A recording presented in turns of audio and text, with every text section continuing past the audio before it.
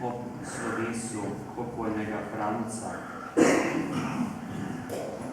Gotovo ob slovesu človek gleda tudi za nazaj na vse tiste trenutke skupnega življenja, ki smo ga lahko ob njem doživeli, ki nas je oblikovalo, in tudi tiste trenutke, ki je njegovo življenje dejansko posvečevalo naš kraj in tudi naš čas bivanja. Človeška beseda je verjetno prelahka, da bi lahko človek začutil pomirjenost in tolažbo ob izgubi. Zato smo poslušali Božjo besedo, isto besedo, ki daje življenje. Pa kljub temu, prav te evangeliji, ki smo ga slišali, tisti, ki so delali dobro, bodo ostali v življenju. V veri upamo, da je pokojni Franc že pri Bogu. Če ga kakšna stvar loči od polnosti bivanja, pa zanj prosimo, saj si v življenju kljub delovni nesreči, ki ga je močno zaznamovala, izredno prizadeval, da bi delal dobro.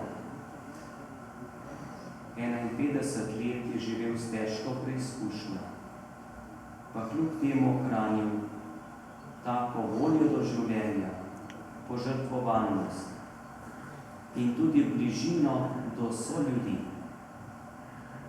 Prav zato je bil tako dejaven v številnih društvih in prinašal upanje, veselje in življenjsko moč ljudem, morda prav svojim zgledom kazal tisto, kar lahko drugim manjka.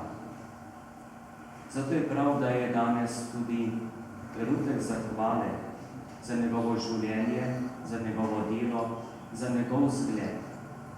Obenem pa smo mi povabljeni, da se s hvaležnostjo zanj spomnimo v molitvi. Ne samo danes, ampak tudi v naslednjih dneh. Tudi če ne obiščemo pokopališča, naj bo naš spomin v hvaležnosti in molitvi zanj. Že sedaj vas tudi povabim k sveti maši, 7. dan po pogrebu v nedeljo, tukaj v Nanjih Goricah, v nedeljo 5. junija. 30. dan pa bomo obhajali drugo nedeljo v mesecu juliju, 10. julija.